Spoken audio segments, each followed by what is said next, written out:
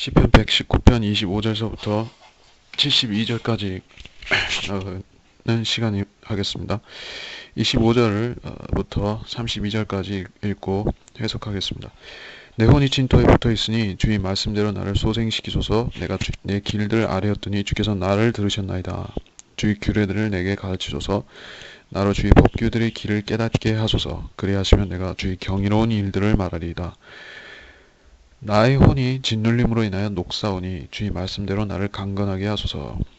거짓말하는 자의 길에서 나를 벗어나게 하시고 주의 법을 나에게 은혜롭게 베푸소서. 내가 진리의 길을 택하였으며 주의 명령들을 내 앞에 두었나이다. 내가 주의 증거들을 고수하였으니 오 주여 나로 수치를 당하지 않게 하소서. 주께서 내 마음을 넓히시리니 내가 주의 계명들의 길을 달려가리이다. 25절은 예수 그리스도의 십자가 고난과 밀접한 구절이 될 수 있겠습니다. 혼이 진토에 붙어 있다는 것은 죽음에 가까워졌다는 의미가 되겠죠. 주의 말씀대로 나를 소생시키소서라는 것은 육체적인 소생을 말하는 것이고, 말씀대로 소생케 해달라는 것은 히스기야 같은 성도에게도 해당할 수 있지만은 주님께서 아버지께서 약속하신 대로 셋째 날에 살아나신다는 사실, 그거를 소생시키소서라고 기도하는 기도에 적용할 수 있다는 것이 됩니다. 그리고 26절로 내 길들을 아뢰었더니 나를 들으셨다. 자기 길들, 사람의 길들이 무엇인가?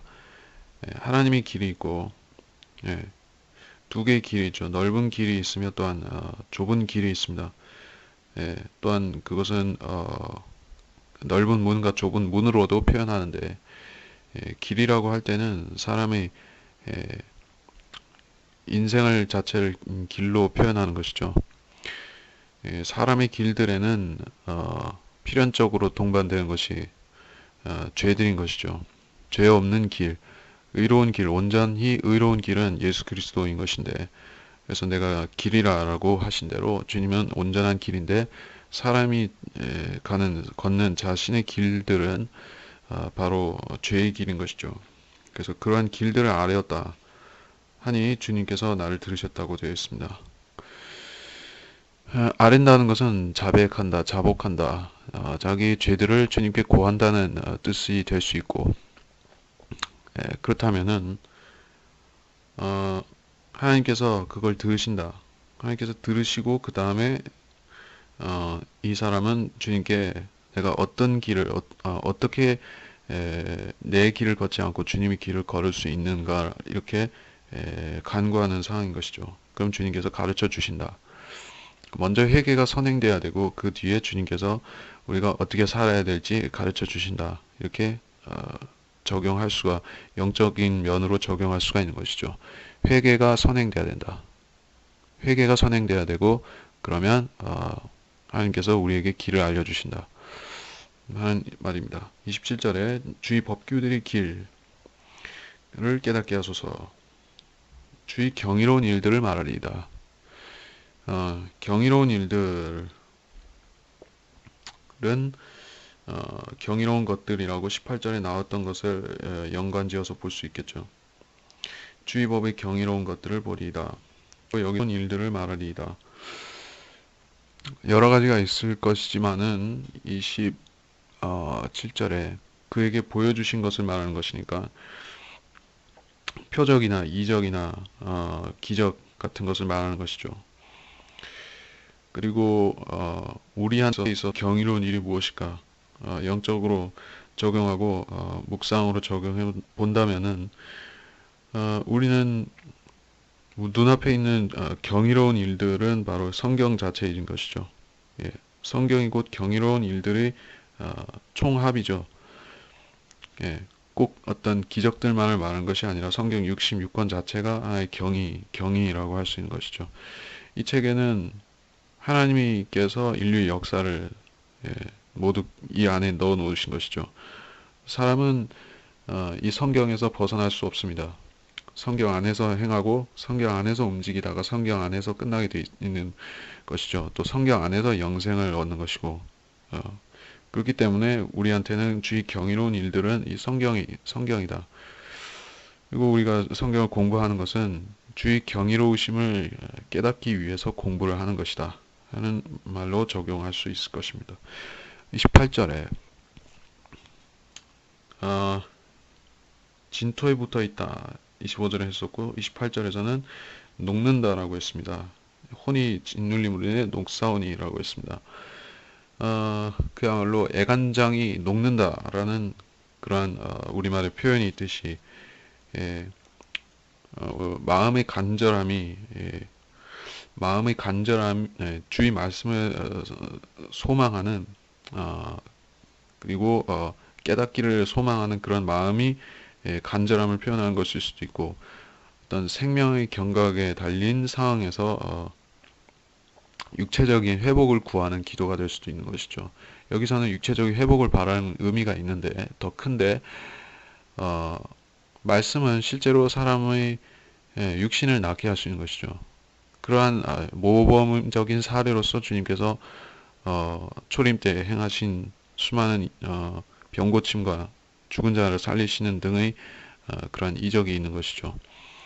그러한 이적들은 바로 이스라엘 백성에게는 그들이 메시아를 믿을 수 있는 표적으로 주신 것임과 동시에 우리한테 주는 교훈으로서는 즉 하나님의 말씀은 영적으로 빵일 뿐더러 또 영적인 생명수일 뿐더러 실제로도 하늘에서 빵을 주시는 분이 바로 그분이었다는 것이죠. 그리고 사람들에게 오병이어로 빵을 주시는 분이었기도 하고 육체의 병을 낫게 하시기도 하셨다. 그래서 말씀은 영적인 것만이 아니라 우리 육신도 필요하면 하나님께서 우리 육신도 온전케 하시는 것이다 하는 것을 알아야 될 것입니다. 그런데 기본적으로는 말씀은 먼저 영적인 면에서 우리를 온전케 해야만 됩니다. 그 다음에 육신적으로 적용할 수가 있는 것이죠. 순서가 바뀌는 법은 없습니다. 영적으로 회복된 다음에 육적으로 회복된다. 그래서 여기 혼이 짓눌림으로 녹사오니라고 했습니다. 혼은 혼이나 혼에 붙어있는 몸까지도 의미할 수 있지만은 기본적으로 사람이 혼이 온전치 못하다, 혼이 고통 중에 있다는 것은 그야말로 하나님께서 그러니까 우리 혼을 만족해 하시려면 하나님의 말씀이 들어와서 말씀으로 온전케 되는 것이지 혼이 병든 사람, 혼이 지친 사람, 혼이 상처 입은 사람한테는 치료약이 없는 것이죠. 정신과 의사들은 혼이 망가진 사람들을 낫게 해줄 수가 없다 하는 것입니다. 자, 그리고 29절에서 거짓말하는 길에서라고 했습니다. 거짓말하는 길, 사람의 길이죠. 인생길이고 또 저가 뭐라고 썼냐 하면은 그러니까 요약하자면은 이것은 육신의 정욕과 안목의 정욕과 생의 자랑이라고 하는 요한일서에 우리가 피해야만 하는 또한 경계해야 하는 미혹 세 가지인 것이죠. 그것은 마귀가 예수 그리스도를 넘어뜨리기 위해서 제시했던 세 가지 시험 중에 있었던 것이기도 하고 그것들은 하나로 요약해서 말하자면 거짓말입니다. 거짓말은 신기루라고도 할 수 있겠죠. 거짓말 혹은 신기루다. 그것들은 일시적이고 유동적이며 우리가 확고하게 영원히 붙잡을 수 있는 그런 약속들이 아니다라는 것입니다. 왜냐하면은 세상에서 나온 것이고 세상에 속했기 때문에 우리한테 어떤 보장도 없는 것이다. 보장을 해줄 수 없는 것이다. 그런데 그러한 길에서 우리가 벗어나서 주님의 길로 행하면은 그때 우리는 주의 법을 배우는데 세상에서 벗어나서 세상 길에서 이 기만적인 이 세상 길에서 벗어나서 하나님의 길로 돌이킨 사람은 그 길을 어떻게 걸어갈 수가 있습니까? 세상 길은 어, 실질적으로는 멸망이지만은 그 길을 걷는 사람들은 육신을 만족해 하는 것들을 거기서 얻을 수 있지만은 우리는 이 하나님의 길을 걷는 사람한테는 무엇이 위로가 되는 것이고 우리가 어떤 힘으로 이 길을 걸어갈 수 있냐 하는 얘기입니다. 그러자면은 하나님이 은혜가 반드시 우리한테 필요한 것이에요. 은혜가 우리가 믿음의 경주, 32절에서 말씀하는 이 믿음의 경주를 우리가 달리기 위해서는 그 충전재로는 우리한테는 은혜밖에 없다. 근데 그 은혜라는 것도 사실을 말하자면은 그것은 하나님의 말씀을 우리가 곱씹고 묵상하고 이런 과정에서 우리한테 은혜가 공급이 되는 것입니다. 그렇다면은 최종적으로는 결론적으로는 하나님의 말씀에서 우리가 믿음의 길을 걸을 수 있고 뛸 수 있는 그러한 원동력이 거기서 생성되어 나오는 것이다. 그렇게 믿어야 되는 것입니다. 30절에 내가 진리의 길을 택하였다. 주의 명령들을 내 앞에 놓았다라고 말씀하고 있는데, 자, 내가 택하였다. 이것이 어떤 표현이겠습니까? 자유의지로, 사람은 누구나 자유의지가 있죠. 진리의 길을 선택하는 것은 그 사람의 자유의지입니다. 이것은 시대를 초월하고 시대를 불문해서 어떤 상황에 있는 모든 사람에게도 전부 적용 가능한 것입니다. 자유의지 없이 하나님을 믿는다는 사람은 없습니다. 믿음이라는 것 자체의 토대가 선택이고 자신의 선택이기 때문에 그것은 어떤 주권의 그 칼빈주의 말하자면 그러한 피동적으로 믿는 믿음이 피동적으로 생긴다는 사람들의 말과는 달리 이렇게 우리는 진리의 길을 택해야 된다 하는 것입니다. 왜냐하면은 성령을 받지 못한 구약 성도들조차도 진리의 길을 택할 수 있었기 때문입니다. 하나님께서는 그들에게 율법을 주셨는데 그것은 그들이 지킬 수 있는 법이었습니다. 예. 그러나 온전함이라는 견지에서는 그들이 율법을 완전히 지킬 수는 없었습니다. 하나님이 요구하시는 완전한 기준은 안 되지만은 그들은 성심을 다해서 지킬 수가 있었다. 근데 그렇게 하지 않았다는 것은 즉 그들이 선택에 있어서 넘어졌다는 것이지 의지가 틀렸다는 것이 의지가 잘못되었던 것이 아닙니다. 마음이 잘못된 것이지 의지는 잘못된 것이 아닙니다. 그래서 우리는 그러한 구약의 본을 보더라도 우리는 진리의 길을 힘써 추구해야 된다. 예. 하나님께서 의뢰해 주시겠지가 아니라는 것이죠. 물론 하나님께서는 우리가 길을 벗어나지 않도록 조정하시고 인도하시지만은 우리 자신이 진리의 길을 걷겠다는 의지를 가지고 그 길을 힘써 걸어야 된다는 것입니다. 그렇게 해야 우리가 또한 하늘의 보상을 또한 받는 것입니다. 31절에 주의 증거들을 고소하였으니 나로 수치를 당하지 않게 하소서. 고소한다. 수치를 당하지 않는다는 것은 원수들로부터 지켜진다는 의미도 될 수 있고 기본적으로 그런 의미인 것이죠.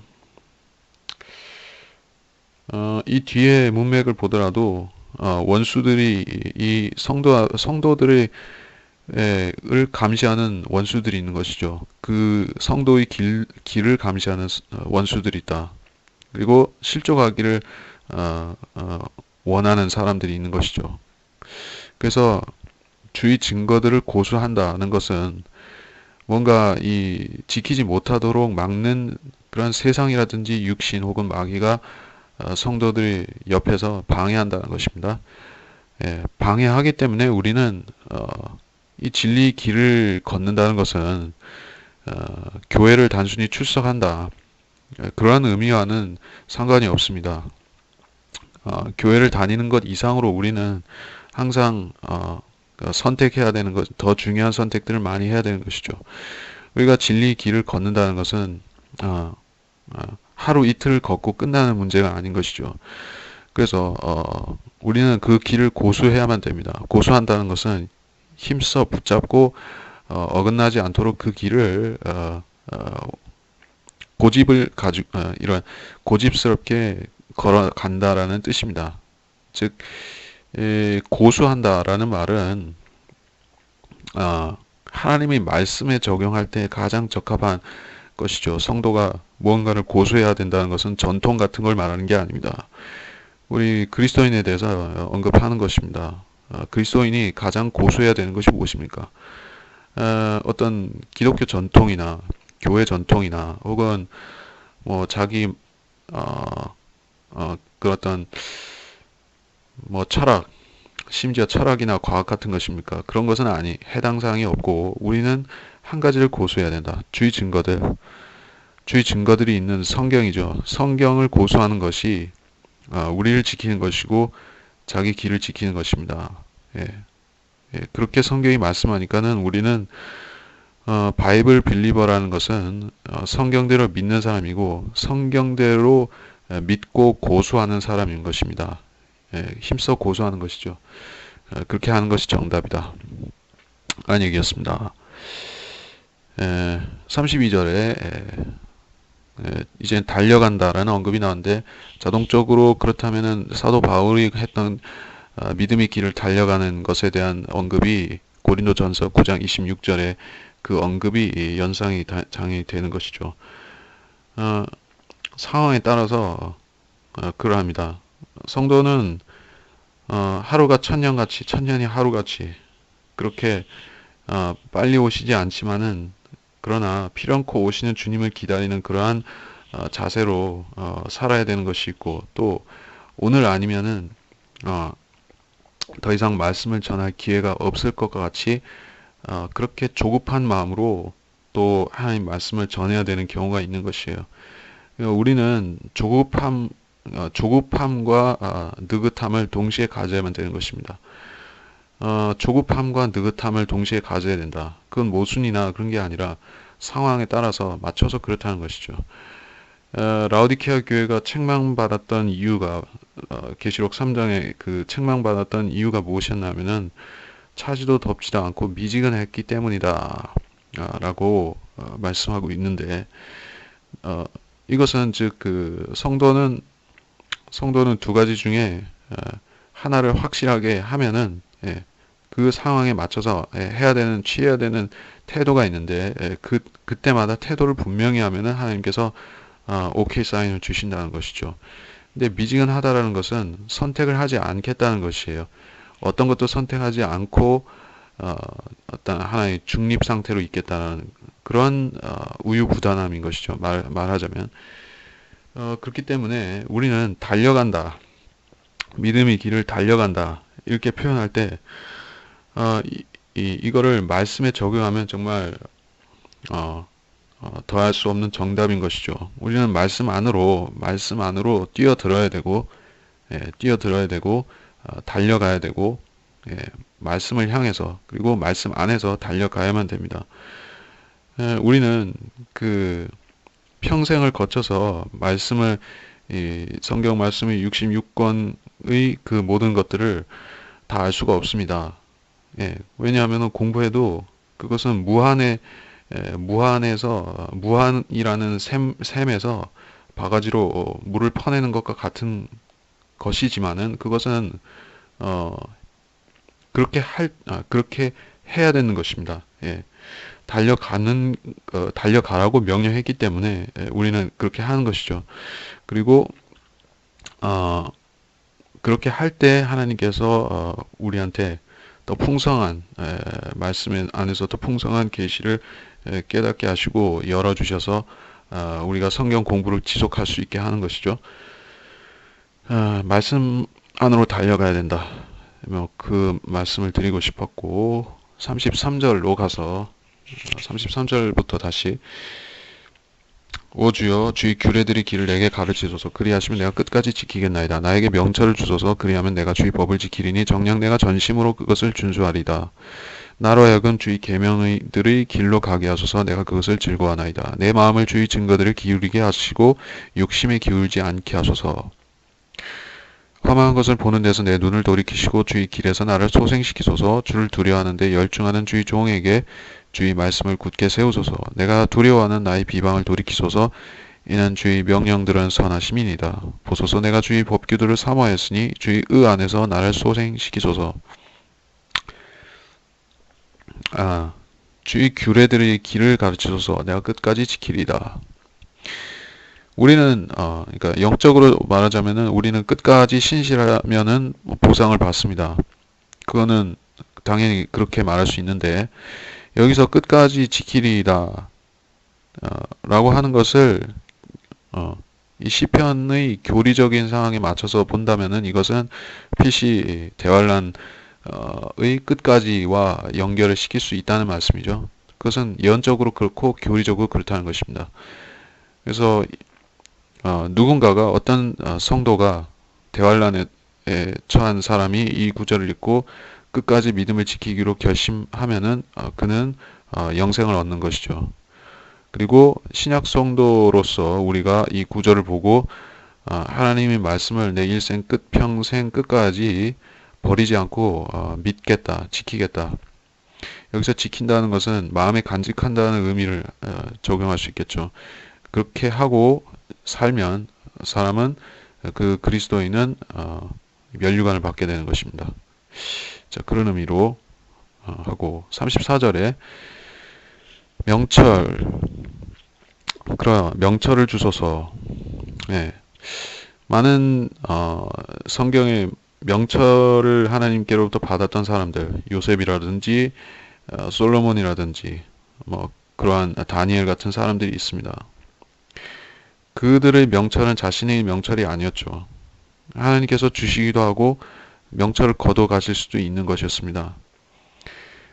그렇기 때문에 이 시편 기자는 하나님께서 사람에게 명철을 주시는 분이다라는 사실을 인정한 것이죠. 예. 솔로몬이 그러한 기도를 했고 그는 명철을 받았습니다. 그리고 명철을 받았을 때 그에게 부과된 조건이 있었다면은 그가 하나님의 길을 즉 주의 법을 끝까지 지켜야 된다. 또 전심으로 지켜야 된다는 것이었습니다. 그러나 전심으로 지키지 않으니까 그로부터 명철이 떠나간 것입니다. 그리고 통치자들로부터 명철을 거둬가는 이유는 바로 하나님의 말씀을 무시하기 때문이고 또 믿지 않기 때문에 그렇게 되는 것이죠. 그러면 그때 그 전까지 그 사람이 아무리 지혜가 많았던지 간에 세상에서 지혜가 많았던지 간에 하나님께서 거두어 가시면 그때는 아무것도 못하는 것입니다. 그것은 그것은 성경을 안 믿는 사람한테 모두 해당되는 것이죠. 그러고 35절에 주의 계명들의 길로 가게 하소서. 이거는 주석할 것이 없습니다. 36절에 내 마음을 주의 증거들이 기울이게 하고 욕심에 기울지 않게 라고 했습니다. 욕심은 물질적인 욕심이 제일 크겠고 그런 욕심을 여기서 말하는 것이겠는데 물질에 대한 욕심을 내면은 거짓말도 하게 되고 서로 연관이 있습니다. 어쨌든 그 29절에서는 거짓말로부터 구해달라고 요청하더니 이젠 욕심에 빠지지 않게 해달라고 청하고 있습니다. 그러니까 사람이 세상 정욕, 즉 그 욕심에 휩쓸리지 않을 수 있는 길이 있다라고 하면은 그것은 어떤 종교 행위나 수련을 통해서 되는 일이 아니었고 주의 계명들의 주의 증거들을 그 마음을 기울인다. 마음의 관심을 온통 그 성경으로 채운다는 것이죠. 그렇다면은 그때 이 약속이 이루어지는 것, 이 말씀이 이루어지는 것이죠. 욕심으로부터 벗어날 수 있는 것입니다. 마음을 채워야만 됩니다. 마음을 채워야 되는 것이에요. 마음이 비어 있는 상태에서는 마귀가 들어오고 역사에서 더 나쁘게 되는 것입니다. 반드시 욕심을 비운다고 해서 사람의 문제가 절대로 해결되는 것이 아닌데 불교 같은 그러한 인본주의의 종교에서는 마음을 청결히 한 것은 곧 마음을 비우는 것이다 라고 잘못 가르치는 것이다 하는 것입니다. 37절 허망한 것을 보는 허망한 것이 무엇인가? 여러 가지 있겠죠. 일시적인 것, 뜬구름 같은 것, 또 세상 자체를 허망한 것이라고 말해도 틀리지 않겠고, 그 중에서도 사람의 마음을 영원한 약속들, 영원한 말씀들, 즉 성경에서 떠나게 만드는 것들은 전부 허망한 것들입니다. 믿는다고 하는 사람들 중에서 가장 마음을 주로부터 떠나게 만드는 것은 바로 어, 보자면은 그것은 종교 행위 자체가 될 수 있는 것이죠. 내가 종교 행위를 많이 하고 있다. 교회에서 뭔가 한다. 이런 종교 행위 자체가 하나님과 벽을 만들어서 허망한 것이 되기도 하는 것이에요. 그래서 그런 것들을 아무 가치도 없는 것들을 수십 년 쌓으면서 하나의 계단을 밟아 올라가는 식으로 천국으로 가겠다라고 생각하는 사람들이 기존 교회에 많이 있는데 이것은 그 사람들에 의해서 철학으로 포장되어 있는 그런 지옥으로 가는 길이 되어 있는 것입니다. 그것이 바로 칼빈주의에서 말하는 성도의 견인이라는 교리인 것인데 칼빈주의 다섯 번째 교리인 것인데 그것은 인내를 강조하는 정도가 아니라 행위를 통해서 믿음을 완성한다는 의미가 있습니다. 믿음의 그 결과, 즉 구원을 행위를 통해서 하겠다는 것입니다. 그게 틀린 것이고 그게 허망한 것이죠. 왜 그 끝에 가서는 아무것도 이룰 수 없으니까는 허망한 것입니다. 38절 주를 두려워하는데 열중하는 주의 종에게 주를 두려워하는 39절에서도 두려움이라는 것은 긍정적으로 쓰였습니다. 그 말 자체가 부정적일지라도 주의 말씀이라든지 주의 법규라든지 주님 자체라든지 여기에 대해서 사람이 품는 두려움은 건전한 두려움입니다. 우리가 빨간 신호등에 대한 두려움이 없다면은 보행 신호가 아닌 빨간 신호에 건너는 그거 결과에 대한 두려움이 없으면은 우리는 죽을 수 있는 것이죠. 무단횡단하다 죽을 수 있다. 그러니까 하나님과 하나님의 말씀을 두려워한다는 것은 그러한 신호등과 질서 체계에 대한 두려움보다도 훨씬 더 중요한 것이죠. 예, 우리 신호등을 잘못하다가 건너면은 우리 육신적 생명이 없어지지만은 하나님 말씀의 신호를 어기면은 우리 영적인 생명이 날아갈 수 있기 때문에 영원한 생명이 날아갈 수 있기 때문에 그것이 우리한테 더 중요하다라는 것입니다.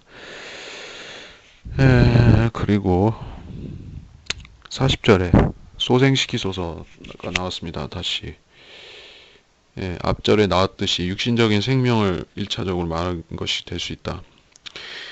41절부터 다시 오 주여 주의 말씀대로 주의 자비와 주의 구원도 내게 임하게 하소서. 그래 하시면 내가 그것을 나를 비방한 자에게 대답하리니 이는 내가 주의 말씀을 신뢰함이니이다. 진리 말씀을 내 입에서 아주 가져가지 마소서. 내가 주의 명령들을 바랐음이니이다. 그러므로 내가 주의 법을 영원 무궁토록 계속해서 지키리이다. 또 내가 자유로이 걸으리니 이는 내가 주의 법규들을 구함이니이다. 내가 왕들 앞에서도 주의 증거들을 말하고 부끄러워하지 않을 것이면 나는 내가 사랑하는 주의 계명들을 즐거워하리이다. 또 내가 사랑하는 주의 계명들에 내 두 손을 들어 올릴 것이요 내가 주의 규례들을 묵상하리이다.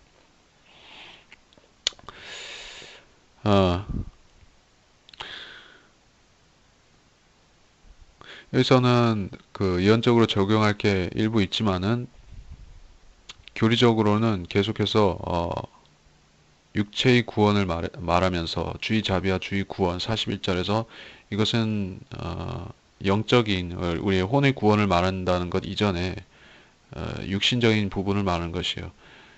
원수로부터 구해달라는 표현에 해당하는 것이겠죠. 그렇기 때문에 42절에 보면은 이 사람을 비방하는 누군가가 언급되면서 그 사람의 비방으로부터 건져달라. 예, 그런 말씀입니다. 43절에 진리 말씀을 가져가지 말라. 전파할 수 있게 계속 허락해 달라는 말씀입니다. 그런 것을 보면은 이 말씀을 보면은 진리 말씀은 우리 입술에 있어야 되는데 그러면은 우리 입술이 진리 말씀을 선포하면은 그것이 우리가 하나님 말씀을 받아서 대언하는 그런 말씀을 우리가 하나님 말씀을 전하는 것이죠. 그 일을 우리 스스로 인간의 힘으로 인간의 그런 지혜로 할 수 있는 것인가? 사람의 지혜로 불가능하기 때문에 하나님께서 입술에 말씀을 넣어주시면은 사람은 단지 신실하게 받아서 하거나 아니면 마지못해 하거나 요나처럼 마지못해 하거나 바울처럼 기쁨으로 하거나 간에 이 말씀을 받아서 증거하는 것입니다. 그리고 하나님께서 말씀을 취해 가시면은 그때는 그 사람이 아무리 그 전까지 위대한 하나님 말씀을 전하는 종처럼 했을지라도 말씀을 거둬 가시면 그때부터는 허수아비와 다름이 없이 되어버리는 것이다. 하나님이 시키시면 말씀할 수 있고 말씀을 전할 수 없게 하면 할 수 없다는 것입니다. 이것이 바로 바울이 버림받음에 대해서 자신이 버림받음에 대해서 두려워했던 것이 바로 이 말씀을 전할 수 없게 되는 것입니다. 그리고 44절에 영원 무궁토록 지키리이다. 계속해서 지키리이다. 이것은 자기 의지 표명인데 우리가 내가 성경 말씀을 영원 무궁토록 지키겠습니다라고 의지 표명을 해서 우리가 그렇게 되는 것입니까? 이런 차이점을 생각해 보는 것이죠. 구약 성도는 내가 그렇게 내 의지로 내가 그렇게 하겠다라고 말할 수 있지만은 사실은 우리는 그런 의지 표명이 우리한테는 어울리지 않는 것이에요. 1차적으로 우리가 구원받았을 적에 우리는 그리스도 안에 있게 됨으로써 영적으로 예수 그리스도의 몸 안에 있게 됨으로써 율법의 굴레로부터 벗어났습니다. 율법의 굴레라는 것은 자기 의지로 하나님 앞에 스스로 순종해서 하나님 법을 행해야 된다. 근데 우리가 사람이 죄성이 있기 때문에 율법을 지킬 수 없고 자주 어기는 것 때문에 이 문제가 되는 것이죠. 근데 우리는 그런 문제로부터 벗어나 있다는 것이에요. 그러한 우리와 달리 구약 성도들은 이런 식의 고백을 했습니다. 그리고 그들은 그 고백을 실제로 그렇게 응답받아서 그런 기도를 응답받아서 실제로 그렇게 될 것이에요. 영원토록 하나님 법을 기쁨으로 준수하는 것이죠. 결과에 있어서는 우리도 하나님 법을 준수하게 되겠지만은 과정이 틀린 것이죠. 우리는 처음부터 온전한 것을 받았고 이 사람들은 결과적으로 나중에 가서 온전해지는 것이죠. 영원 시대가 천년왕국 때 가면은 그때 마음에 하나님 법을 받고 또 영원 시대에는 또 하나님 법을 지킬 수 있고 영원히 지킬 수 있고 자 그렇다 하는 차이점을 말하려고 하는 것입니다. 그리고 45절은 내가 자유로이 걸으리니 걷는다는 것은 뭐 행한다라는 말로 바꿀 수도 있겠죠. 주의 법을 행한다는 것인데 자유로이라고 했습니다. 그렇다면은 우리가 율법 안에 자유가 있는가라고 질문을 하는 것인데 사실은 율법은 종의 법인 것이에요. 종으로 그 율법을 계속해서 지켜야 되기 때문에 자유롭지 않아요. 그런데 여기서는 자유라고 했어요. 즉 말하자면은 온전한 성령 안에서의 온전한 자유. 우리가 성령님께 계속해서 하나님 뜻 안에서 행하겠다고 구하면은 성령께서 우리한테 자유를 주시는데 그 자유는 우리가 영적인 상태에서 성령 안에 있는 상태에서 모든 일을 행할 때 우리는 자유롭게 행할지라도 죄를 안 짓고 하나님의 뜻을 행한다는 것이에요. 이것은 부분적으로는 우리 생애에서 누릴 수 있는 것이고 지금 온전히 그럴 수는 없지만은 우리는 그런 자유를 성령의 자유를 받았는데 율법 안에 있는 사람들은 성령의 자유가 없지만 그 사람들은 자기가 원래 그 아담으로부터 받은 그 자유의지 자유를 가지고 하나님 말씀을 지키는 것이에요. 그러면 그들은 구원을 받고 또 영원한 복을 받는 것이죠. 어쨌든 그 자유라는 것은 하나님 말씀을 믿을 때 하나님 말씀을 지킬 때 전부 적용되는 원칙입니다. 하나님께서는 간단히 말해서 어떤 인형 어, 자신을 숭배하는 어떤 노예도 원치 않는 것이요. 노예를 원치 않는 것이요. 모두 다 자발적으로 자원하는 마음으로 하기를 원하신다. 구약 시대조차도 마찬가지로 그러했다 하는 것입니다. 47절은 즐거워하리이다. 그래서 이 피동적으로만 지키는 것은 즐거움이 없죠. 왜냐하면 내 의지가 반영된 게 아닌데 즐거울 리가 없죠. 그러나 자원하는 마음으로 하나님 말씀을 지키기 때문에 율법을 지키기 때문에 즐거움이 있습니다. 48절에 구약 성도는 이런 식으로 기도를 했었죠. 다니엘도 그렇고 다윗도 그러하고 예, 신약에서도 그렇게 거룩한 손을 들고 기도하라고 했습니다. 49절로부터 다시 분량이 무척 많기 때문에 간략히 하면서 넘어가야 될 것 같습니다. 주의 종에게 하신 말씀을 기억하소서. 주께서는 나로 그 말씀을 위에서 소망을 갖게 하셨나이다. 이 말씀은 나의 고난 중에 나의 위로가 되었으니 이는 주의 말씀이 나를 소생시키셨음이니이다. 교만한 자가 나를 심히 조롱하였으나 내가 주의 법에서 벗어나지 아니하였나이다. 오 주여, 내가 주의 옛 명령들을 기억하고 스스로를 위로하였나이다. 주의 법을 버린 악인들로 인하여 공포가 나를 붙들었나이다. 주의 규례들은 내 순례의 집에서 나의 노래들이 되었나이다. 오 주여, 내가 밤에 주의 이름을 기억하고 주의 법을 지켰나이다. 내가 가진 것이 이것이니 이는 내가 주의 법규들을 지켰기 때문이니이다. 예.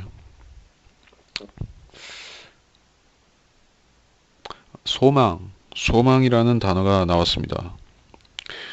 구약 성도들이 받은 소망, 신약 성도들이 받은 소망, 그리고 모든 시대의 모든 성도들이 공통적으로 받은 소망, 공통적으로 받은 것은 부활이라는 것이죠. 그리고 차등적으로 받은 것은 새 예루살렘이라든지 땅의 팔레스타인 땅의 예루살렘이라든지 혹은 그런 차이점들. 그러나 우리는 어쨌든 모든 시대의 성도들은 소망을 가졌는데 그 소망은 바로 성경에 기록된 대로 하나님께서 역사를 이루어 주신다라는 데서 나오는 소망인 것이요. 그것 외에는 다른 소망이 없다. 즉 주 예수 그리스도의 재림이 바로 그 소망의 원천인 것이에요. 재림이 없이는 어떤 소망도 없습니다. 왜냐하면 성경의 결론은 예수 그리스도의 재림과 거기서부터 시작되는 하나님의 왕국이기 때문에 그것이 없이는 우리가 소망을 이야기할 수 없다. 피조물의 소망도 그것이며 만물의 소망이 그것이기 때문에 우리는 말씀 안에서 말씀 위에서 우리는 소망을 가져야 한다. 말씀이 우리의 소망을 가지는 뿌리라는 것이죠. 말씀 위에 소망이라는 나무를 심어야만 됩니다. 그러면 그것은 지구가 멸망해도 한 그루 사과나무 심는다는 그러한 어리석은 철학자의 말보다는 더 현명한 것이죠. 반석 위에 집을 짓는 것이기 때문에 더 현명하다. 그리고 50절에 하나님 말씀으로 또 위로도 얻고 소생도 얻는다. 이것은 각자 묵상할 수 있는 말씀이고요. 51절에 교만한 자, 단수 교만한 자이기 때문에 적그리스도가 잠깐 연상되지만은 주안점을 두어서 해석할 정도로 뚜렷이 나타난 것은 아닌데 여기선 조롱한다라고 했으니까는 조롱 역시 적그리스도나 사탄의 냄새를 풍기지만은 악인들도 마찬가지입니다. 그렇다면은 메시아의 초림 때의 예수 그리스도 메시아에도 적용할 수 있겠습니다. 그래서 이런 일을 예수 그리스도나 또 그리스도 안에 있는 사람들은 경험하게 된다 하는 것입니다. 52절에 주의 옛 명령들을 기억하고 이게 성경은 새 것이 있고 옛 것이 있죠. 구약이 있고 신약이 있습니다. 근데 우리한테는 구약이라고 해서 옛 것이 아니고 신약이라고 해서 새 것이 아닙니다. 구약도 새 것이고 신약도 새 것인 것이에요. 왜 영원하신 하나님이 견지에서는 다 새 것이죠. 근데 여기서 옛 것이라고 한 거는 우리가 일찍이 먼저 들었던 말씀을 말한 것이죠. 구약 성도에게 있어서는 구약 성도에게 있어서는 구약 성경이 바로 주의 옛 명령들이죠. 우리한테는 신구약의 66권이 주의 옛 명령이고 또 새 계명이고 새 명령이죠. 예, 이것들을 기억하니까는 위로가 왔다. 예. 우리의 말씀이 우리한테 위로를 준다는 사실, 그것은 재림과 천년왕국과 연관지어 생각할 수 있다. 거기서 우리가 위로를 얻을 수 있습니다. 53절에 공포, 이것은 올바른 공포가 아니겠죠. 일시적이고 일시적으로 믿는 사람에게 문제가 생긴 상태를 말하는 것이에요. 에,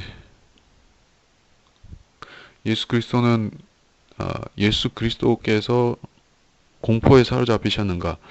그렇지는 않지만은 그분이 사람의 견지에서 볼 때는 두려움에 빠질 만한 충분한 상황이었음에도 그분은 두려움을 이기셨죠.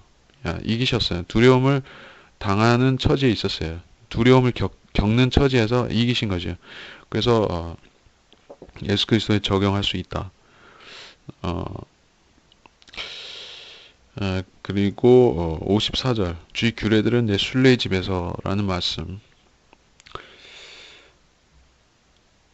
이것도 그리스도께 적용될 수 있고 우리한테도 적용될 수 있고, 예, 나의 노래들이 되었다. 이 54절과 55절을 세트로 보면은 밤의 노래라는 이 참조 구절로 갈 수 있습니다. 노래와 밤, 그러니까 어울리지 않는데 밤에는 잠을 자야 되는데 밤에 왜 노래를 불렀을까? 바울과 신라는 빌립보 감옥에 갇혀서 노래를 불렀죠. 노래를 불렀더니 지진이 나서 착고가 풀리고 석방됐습니다. 그런 노래를 말하는 것이죠. 욥기에도 욥은 자기가 고난 중에 노래를 불렀습니다. 예. 그러니까 성도와 노래의 관계, 우리가 부르는 노래는 예수 그리스도에 대한 것이죠. 성경에 대한 것을 부를지라도, 성경 말씀에 대한 것들을 부를지라도 그것은 결국 예수 그리스도죠. 예, 그러면 우리가 그 노래를 통해서 우리가 현재의 고난들을 이길 힘을 얻게 된다.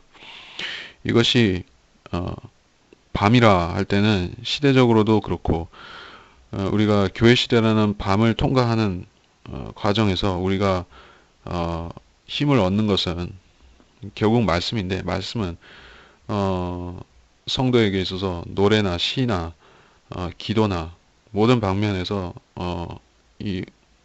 그 혼을 위로하는 근거가 되는 것이죠.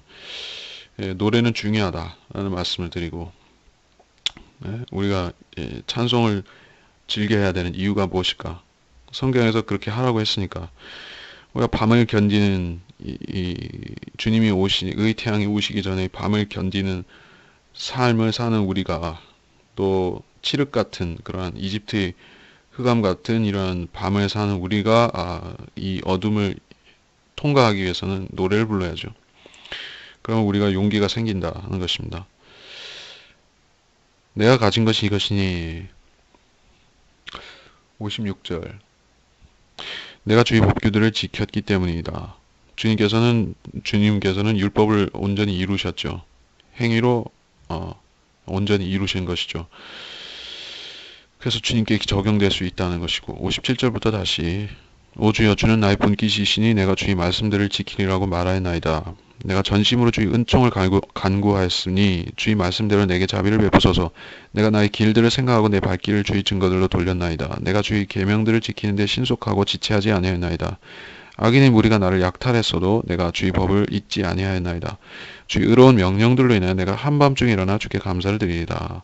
나는 주를 두려워하는 모든 자들과 주의 법규들을 지키는 자들이 동료니이다.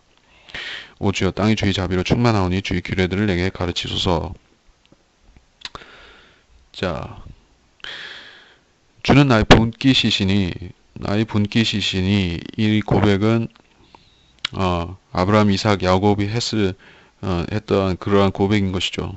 그들은 약속의 땅에 타국인으로 살면서, 장막을 치고 타국인으로 살면서 영원한 도성을 예루살렘, 그러니까 영원한 확고한 도성을 기다렸던 것이죠.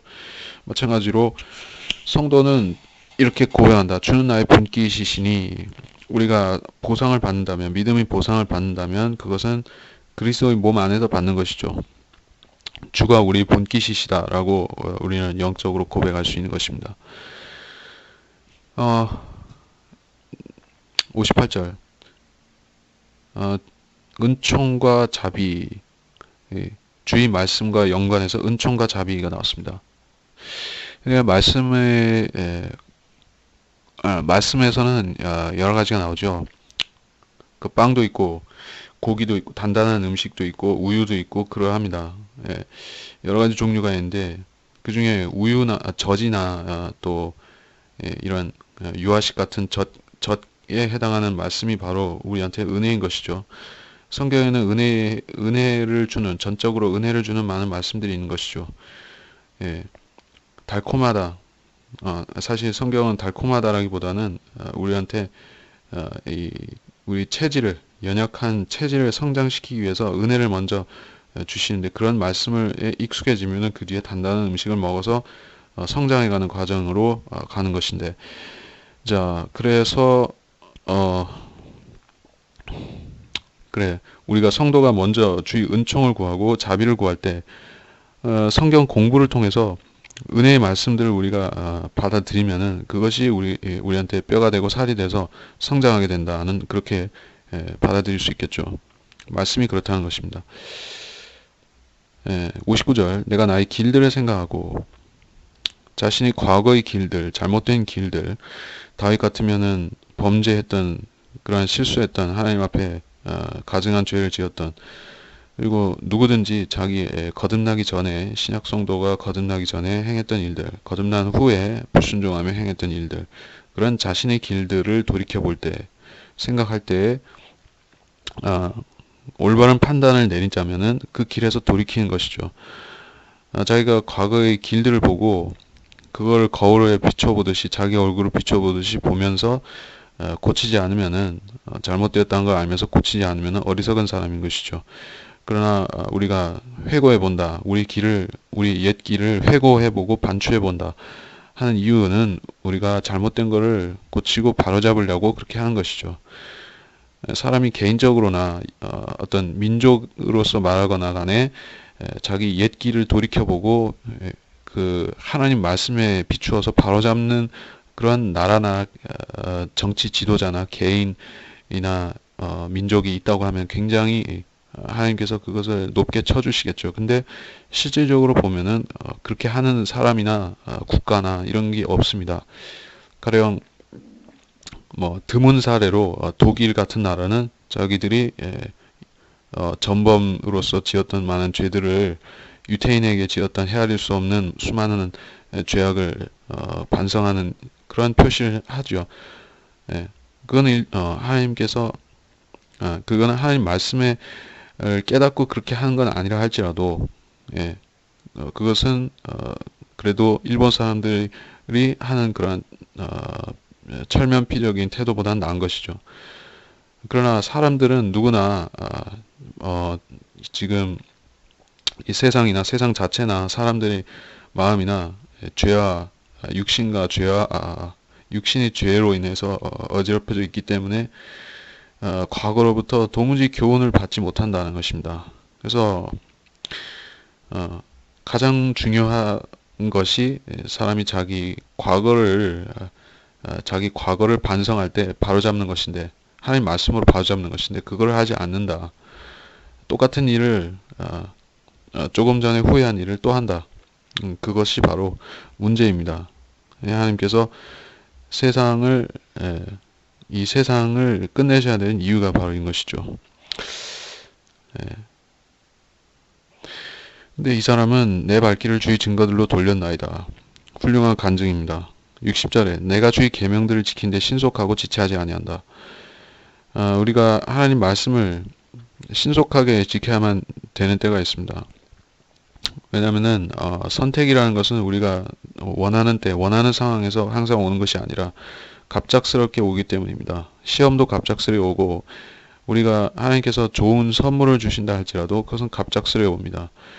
하나님께서는 우리의 생각과 계획대로 움직이시는 분이 아니기 때문에 또 하나님의 생각은 우리 생각보다 높으시고 우리 생각보다 더 위에 계시기 때문에 우리는 알 수가 없다. 그러므로 시험이 올 때에는 우리는 신속하게 반응해야만 되는 것입니다. 하나님 말씀이 우리 마음판 안에 자리 잡아 있으면은 시험이 올 때 우리가 즉각적으로 말씀으로 이길 수가 있고 또 하나님께서 우리 마음을 시험해 보시고 우리한테 뭔가 선물을 주려고 하시면은 우리가 말씀을 간직해 놓으면은 하나님이 요구하시는 요구에 신속하게 반응한 것입니다. 아브라함이 독자 이삭을 하나님 앞에 제물로 바치라는 무리한 요구를 받았을 적에 그 하나님을 신뢰하는 마음이 평소에 마음에 없었다고 하면은 그는 한참 고민했을 것입니다. 그러나 그는 신속하게 그 말씀에 순종했듯이 우리도 그런 태도를 성도의 모본으로 받아야 된다는 것입니다. 이렇게 설명하다 보니까 참 너무 길어집니다. 간략하게 하면서 가도록 하겠습니다. 악인의 무리가 나를 약탈했다. 주님의 이 겉옷과 속옷을 강탈한 것은 그런 이방인 개들이었죠. 로마의 군사들이었죠. 그 뒤에는 마귀가 있었습니다. 그 악인의 무리들은 주님이 모든 것을 약탈했습니다. 육체까지도 강탈하려 했고 이 혼까지도 강탈하려 했지만은 전부 실패했습니다. 주님의 육체는 썩어짐을 보지 않았고 혼도 아무 손상 없이 육체로 돌아왔습니다. 예, 그러니까 이 초림 메시아한테 적용될 수 있는 구절이 될 것입니다. 그리고 주님께서 그렇게 될 수 있었던 이유는 주님이 하나님의 법을 온전히 준수하신 분이었기 때문에 그렇습니다. 예, 죄를 짓지 아니하신 분이기 때문에 그렇다. 62절 주의 의로운 명령들로 인해 내가 한밤중에 일어나서 이것은 어떤 정기적인 예배 형태를 말하는 것은 아니죠. 보통 이렇게 되지 않는데 사람이 한밤중에 일어나 감사를 드리이다. 누구나 일생에 자주는 아닐지라도 어쩌다 이런 일이 있을 수 있죠. 예.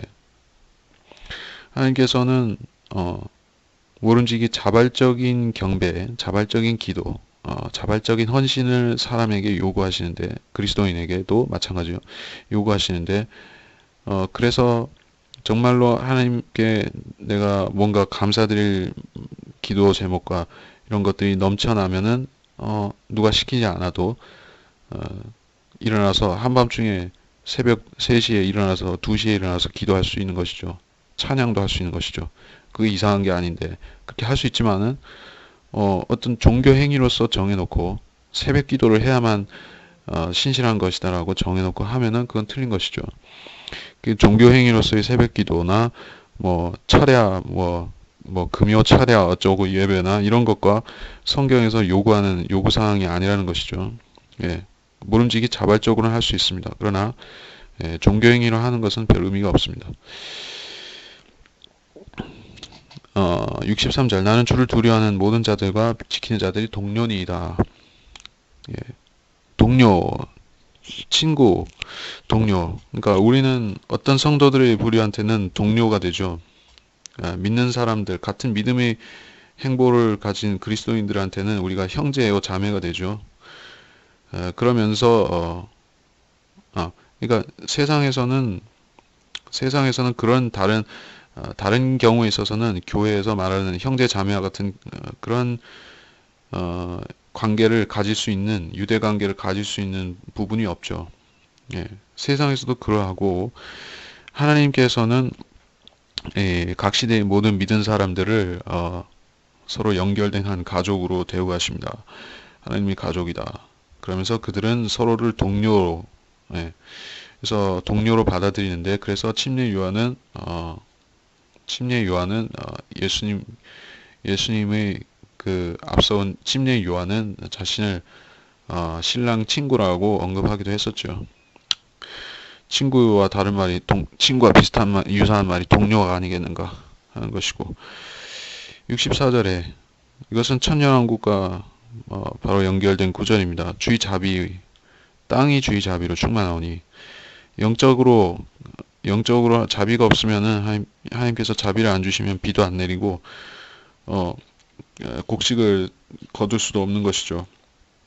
그런 자비가 항상 덮고 있지만은 여기서는 충만하다고 했습니다. 예, 지금은 어떤 데는 자비가 충만해서 비가 잘 내리고 어떤 데는 비가 안 오고 자비가 말라버려서 어떤 데는 사막이 되고 뭐 그렇게 되지만은 천년왕 때는 자비가 부어지기 때문에 정말로 완악한 사람들은 복을 못 받지만은 순종하면 복을 받는 그런 세상이 되는 것이죠. 예. 근데 지금은 그리스도인들이 중보자 역할을 해서 사람들을 위해 중보해서 비를 내리게 할 수는 있지만은 어, 이 세상 자체가 충만한 하나님의 복을 자비를 누리고 있지 못하다. 예, 이것은 천년왕국에 대한 말씀이 되는 것이다. 64절이 그렇습니다. 65절부터 이제 마지막 파트, 오늘의 마지막 파트. 오 주여, 주께서는 주의 말씀대로 주의 종을 선대하셨나이다. 나에게 선한 판단과 지식을 가르치소서. 이는 내가 주의 계명들을 믿었음이니이다. 내가 고난을 당하기 전에는 길을 잃었으나 이젠 주의 말씀을 지키니이다. 주께서는 선하시어 선을 행하시오니 주의 규례들을 내게 가르치소서. 교만한 자가 나를 대적하여 거짓말을 날조하였으나 나는 전심으로 주의 법규들을 지키리이다. 그들의 마음은 지방처럼 기름졌으나 나는 주의 법을 즐거워하나이다. 내가 고난을 당한 것이 내게 좋사오니 이는 내가 주의 규례들을 배우게 되기 때문이니이다. 주의 입의 법이 내게는 수천의 금과 은보다 낫나이다. 65절의 특별한 해석할 부분은 없고 주의 종을 선대하셨다. 우리는 이걸 해석하면 길어지니까 넘어가고 66절에 나에게 선한 판단과 지식을 가르치소서. 판단과 지식, 가르침. 그러니까 성경은 선한 판단을 하게 해주는 것이고 우리한테 세상 지식이 아닌 더 고상한 지식을 알려줍니다. 하나님 말씀의 지식을 알려줍니다. 그래서 우리가 성경 공부를 한다는 것은 판단과 지식을 세우기 위함이 맞습니다. 그렇게 하기 위해서는 먼저 말씀을 즉 그 주의 계명들 즉 말씀을 우리가 믿는 믿음이 있어야만 됩니다. 믿은 사람이 성경 공부를 하면 그때 주의 가르침이 그를 가르치는 것이죠. 그런데 거듭나지 않은 사람이 성경을 공부하면은 그런 판단도 지식도 배울 수가 없습니다. 왜냐하면 순서를 잘못 택했기 때문에 거듭나지 않은 것, 믿지 않은 것은 아무 열매도 맺을 수 없는 것입니다. 그래서 순서는 먼저 믿어야 되고 그 다음에 믿었으면은 그 사람한테 하나님께서 성경을 가르쳐 주시는 것입니다. 그 사람이 자발적으로 배우려고 할 때 그때 가르쳐 주시는 것이죠. 67절에 내가 고난을 당하기 전에 길을 잃었으나 그러니까 이 고난을 당하지 않았는데 길을 잃었다는 게 무슨 말일까요? 다윗의 자전적인 고백으로 적용할 수도 있겠죠. 근데 예수 그리스도는 길을 잃으신 적은 없으니까 적용할 수 없겠고 우리한테도 당연히 영적으로 할 수 있겠고 그래서 어떤 사람이 성도가 길을 잃었어요. 길을 잃었는데 잠시 잃었다는 것이죠. 왜 그렇게 되었는가 하면은 고난이 없었기 때문이라고 합니다. 이게 모순적인 이야기처럼 될지 모르지만은 성도는 반드시 고난을 경험해야만 자기가 걷는 주의 길을 더 확고하게 걸어갈 수가 있습니다. 벗어나지 않고 걸어갈 수가 있습니다. 그러니까 고난을 통해서 성도는 배우는 것이 있는데 하나님 말씀을 지키지 않으면은 내가 무너질 수밖에 없다. 하나님 말씀을 지키지 않으면은 내가 안전할 수가 없다라는 교훈을 그 고난으로부터 배운다는 것입니다. 우리가 영적으로 무장된 상황에서는 고난을 쉽게 이길 수 있고 무장되지 않은 상황에서는 실패하고 더 오래 넘어져 있을 수도 있는 것이죠. 근데 결과적으로 얻는 교훈이라는 것은 우리가 하나님 말씀에 붙잡혀 있으면은 우리는 붙잡혀 있고 그 말씀을 지킨다면은 우리는 길을 잠시 잃었을지라도 빨리 회복되고 다시 걸어갈 수 있다 하는 교훈을 받는 것입니다. 어쨌든 핵심적인 것은 우리는 말씀을 붙잡아야 된다는 것이에요. 하나님의 말씀들을 붙잡아야 되는 것이에요. 그러면 고난을 당할지라도 우리는 길을 다시 찾습니다. 68절에 주는 선하시고 선을 행하신다. 자, 이런 표현. 하나님께서는 선하시기 때문에 선을 행한다. 선한 것처럼 보여주기 위해서 선을 행하는 것은 위선이라고 하죠. 선하지 않은 사람이 자기가 선한 것으로 사람들한테 보여주려고 선을 행한다면 그것은 소위 바리새인이나 서기관들이 나타냈던 것과 마찬가지 가식이 되고 그런 위선이 됩니다. 그런데 주님께서는 원래 주님 자신의 성품이 선하시기 때문에 선을 행하시는 것은 주님으로서는 가장 자연스러운 일입니다. 악을 행하는 것은 주님으로서는 가장 부자연스러운 일입니다. 그렇기 때문에 악을 행하실 수가 없는 것입니다. 이런 차이점, 사람은 그렇지 않을 수 있다는 것이에요. 의인도 악을 행하고 악인도 선을 행할 수도 있어요. 그러니까 부분적으로 그렇다는 얘기죠. 어떤 사건의 맥락에서는 악인도 선을 행하는 경우가 있습니다. 비근한 사례로 악당들도 항상 죄만 짓고 사는 것은 아니다. 기부도 할 수 있고 종교 행위를 하면서 잠깐 후회도 할 수 있고 그렇게 하는 것이에요. 그러나 사람이 하는 것과는 달리 하나님께서는 원래 성품이 선하심으로 선을 행하신다. 우리가 그리스도 안에 있다는 것은 이 하나님의 성품을 배우도록 부르심을 받은 사람들이다 하는 것입니다. 우리가 배워야 되는 것은 성경을 통해서 배워야 되는 것은 하나님은 선하시다. 사람은 악하다. 이걸 배우면 아주 좀 많이 배운 것입니다.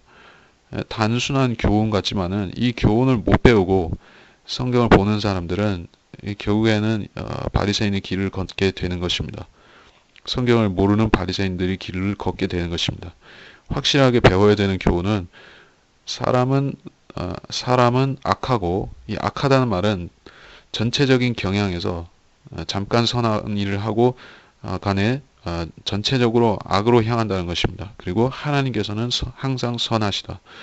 하나님은 항상 진실되시고 사람은 항상 거짓말하는 존재다. 이렇게 가르치는 책은 성경밖에 없다는 것입니다. 그걸 배웠습니다. 그런 사실을 이 성도는 배웠고 그래서 여기서 감사드리는 것입니다. 교만한 자가 나를 대적하여 거짓말을 날조하였다. 이것은 성도에 대해서 항상 세상은 그러니까 하나님께서는 편견 없이 모든 사람을 대하시지만은 세상과 세상 죄인들은 자기들 자신 안에 자기들 간에서도 그렇게 할 뿐더러 이 성도에 대해서도 그리스도인에 대해서도 항상 뭔가 거짓말을 날조하는 그런 게 많죠. 그래서 그러한 비근한 사례로 바로 그러니까 마귀가 마귀의 사람들 종교인들을 통해서 예수 그리스도를 이단이라고 했죠. 그리고 예수님의 제자들 그리고 초대교회를 나사렛 이단 그러니까 나사렛 이단이라고 불렀죠.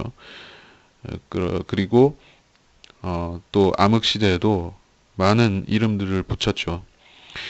성경대로 믿는 사람들을 이제 지금 이 시대에 와서도 그런 여러 가지 이름들을 붙여서 부르는 것이죠. 성경대로 믿을 뿐인데 럭크만 나이트라고 부르는 것이죠. 성경대로 믿는 사람이 그렇게 불리는 것이다. 거짓말을 날조했다는 것입니다. 그런데 성도는 어떻게 해야 되는가 하면은 거짓말을 날조하는 사람들은 원래 그렇게 비뚤어진 사람들이라는 것을 알기 때문에 신경 쓰지 않는다. 주의 법규들을 오히려 준수한다. 지킨다. 성경을 잘 붙들고 있고 잘 지키고 잘 믿으면은 하나님 편에서는 아무 문제도 없게 되는 것입니다. 사람들이 편에서는 비방을 받을지라도 하나님 편에서는 하나님께서 영광을 받으시는 것입니다. 그들의 마음 지방처럼 기름졌다. 이것은 학자들한테 참 어울리는 말이 될 것이고 어, 그러니까 사람의 마음은 세상으로 채워질 적에 육신이나 마귀, 세상으로 채워질 적에 이런 상태로 보여지는 것입니다. 지방이라고 했습니다. 이 지방이라는 것은 사람의 지방이든 다른 동물의 지방이든 간에 지방이라는 것은 에, 어떤 역할을 합니까? 어, 기본적으로 사람의 기본 체질을 형성하는 것 중에 하나이지만은 이게 필요 이상으로 들어있으니 필요 이상으로 몸에 자리 잡고 있으면 병의 근원이 되죠. 예, 콜레스테롤 과다가 돼서 사람이 성인병에 걸려서 골골하게 되는 것이 지방인 것이죠. 예, 그리고 이 구약 제사를 드릴 때도 이 지방은 같이 드리지 않았습니다. 분리해서 불에 살라버리는 것이죠. 예, 그러니까는 이 영적으로 말할지라도 이것은 하나님께서 받아들이시기에 적합치 않은 생각, 마음, 그것을 지방가치라고 기름졌다라고 표현합니다. 예, 이 기름이라는 것은 그냥 물 위에다가 이 기름을 섞으면은 물에다 기름 섞으면 기름이 둥둥 뜨는 것이죠. 우리가 마음이 지방이 꼈다고 하면은 이 말씀이 물이 들어와서 우리 이 마음을 청소를 하셔야 되는데 이 지방이 안 씻겨 나가고 계속 들러붙어 있으면 어떻게 되는가? 이 말씀이 우리 마음 안에 침투해서 이 흡수가 안 되는 것이에요. 이 콜레스테롤이 이 콜레스테롤 지방 성분이 그 우리 혈관에 꽉 끼어 있으면은 이 영양소 공급에도 문제가 생기고 혈관도 좁아져서 건강에 타격이 되는 것이죠. 마찬가지로 하나님 말씀이 우리 마음에 들어와서 우리 체질을 변화시키려면은 우리 마음에 흡수가 되고 그렇게 잘 받아들일 수 있는 상태가 돼야 되는데 그것이 안 되면 지방이 덮고 있는 것이에요. 기름진 것이에요. 이것은 하나님께서 기름지게 하신 것이 아니라 사람의 생각, 사람의 편견, 사람의 주장, 그리고 자기를 사랑하는 마음, 세상을 사랑하는 마음이 꽉 차 있는 것이에요. 예를 그러면 하나님 말씀이 미끄러져 나가버리는 것이죠. 그래서 이건 나쁘다고 표현한 것입니다.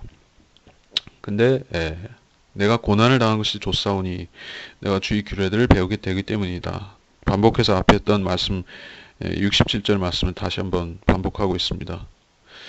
72절 금과 은보다 낫나이다. 수천의 금과 은보다 주의 입의 법이 내게 낫나이다.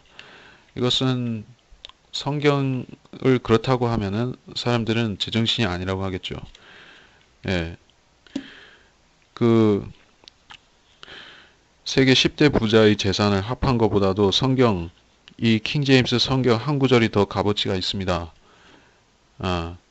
아니 그 정도가 아니라 이 성경의 알파벳 하나가 글자 하나가 아니면 단어 하나가 그러한 세계 100대 부자의 재산을 다 합친 것보다도 더 가치가 있습니다. 이 지구 행성의 값어치보다 더 값어치가 있습니다. 라고 말하면 정신병자라고 하겠죠. 그러나 이것은 하나님의 기준에는 그렇게 되는 것입니다. 근데 이 성도는 72절에서 이 성도는 시편 기록자는 그 사실을 조금 깨달은 것이죠. 그래서 수천의 금과 은보다 낫다고 고백하고 있습니다. 우리한테는 온 세상보다 낫다라고 고백하는 고백이 요구가 되겠죠. 왜냐하면 우리는 계시의 시작부터 끝까지 창세기부터 계시록까지 다 말씀을 받은 사람이기 때문에 우리는 더 온전한 고백을 해야 되겠죠. 우리는 세상 자체보다도 말씀 한 구절이 더 값어치가 있습니다. 실제적으로 그렇고 저한테도 그렇게 있습니다라고 고백하는 것입니다. 이게 말씀을 높이는 자세, 합당하게 높이는 자세가 그런 자세다. 그렇지 않고 이 말씀을 자기 그러니까 말씀의 우선순위를 어디에 두느냐 하는 얘기를 했습니다. 근데 대부분의 사람들은 그 정도의 고백을 할 용기도 없을 뿐더러 고백하는 것도 진심으로 하지 않죠. 축자 영감이라는 말을 어디서 배워가지고 하는 사람들도 대부분 그 말을 그냥 습관적으로 관습적으로 사용할 뿐 실제적으로 이 말씀이 세상보다 더 위대하다는 사실, 세상보다 영원한 것이라는 사실을 인정 안 하는 것이죠. 예, 이 믿음이 있으면 우리가 세상보다 더 큰 것을 받은 것입니다. 예, 그 사실을 명심할 필요가 있겠다. 이렇게 해서 길고 근데 긴 이 119장이 워낙에 길기 때문에 아직 반도 못 온 것입니다. 네. 근데 이 119장은 성경 자체에 대해서 풍성한 교훈의 말씀들이 들어있기 때문에 우리가 공부하고 개인적으로 또한 묵상할 때 우리가 성경의 중요성, 우리가 그리스도인이 성경을 손에 가까이 하는 정도가 아니라 마음에 항상 가까이 하고 묵상해야 되고 또는 암송해야 되는 이유를 생각해 주는 많은 구절들이 있습니다. 우리가 그런 교훈을 얻기 위해서 이 시편을 공부하는 목적도 있는 것이죠. 수많은 예언들의 말씀들을 다rum과 동시에 우리는 말씀이 물이 우리를 씻어서 온전케 해주는 그 일을 돕기 위해서 성령께서 하시는 그 일을 하시게 하기 위해서 우리가 이 말씀으로 우리가 교훈을 받는 것입니다. 그래서 이번 시간을 이대로 마치겠습니다. 하나님 아버지, 이번 시간을 통해서 우리는 또 하나님의 말씀들, 규례들, 명령들, 그렇게 주님께서 표현하신 그 성경의 말씀들이 우리 안에서 어떻게 다양하게 역사해서 우리가 걷는 길을 온전케 할 수 있는가에 대해서 생각하게 되었습니다. 하나님의 말씀은 우리 마음을 정결케 합니다. 그리고 어떤 경우에는 우리 육신도 또한 낫게 해주십니다. 그리고 우리 생각을 온전케 해주시는 것은 당연히 말씀입니다. 구부러진 것을 사람은 펼 수 없지만은 말씀은 우리 생각에 있는 구부러진 것과 비뚤어진 것을 다 온전케 해주십니다. 그런 것을 믿는 믿음이 바로 우리가 이 말씀의 두려움과 말씀의 권위를 우리가 인정하고 자복하고 그 앞에 우리 자신을 겸허하게 낮추는 자세입니다. 하나님, 우리가 말씀 앞에 우리를 겸허히 낮추는 것을 쉬지 않게 해주시고 우리가 말씀을 높이고 우리 자신을 낮추면은 하나님의 말씀이 우리를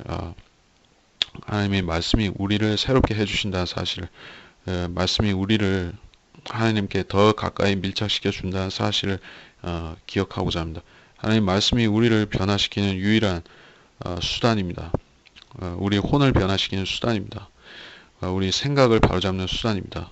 우리가 이 말씀으로부터 그런 유익을 받아 누릴 수 있도록 그런 교훈을 이 말씀 공부로부터 풍성히 얻게 해주시기를 원합니다. 감사를 드리며 위대하신 우리 주 예수 그리스도의 이름으로 기도했습니다. 아멘.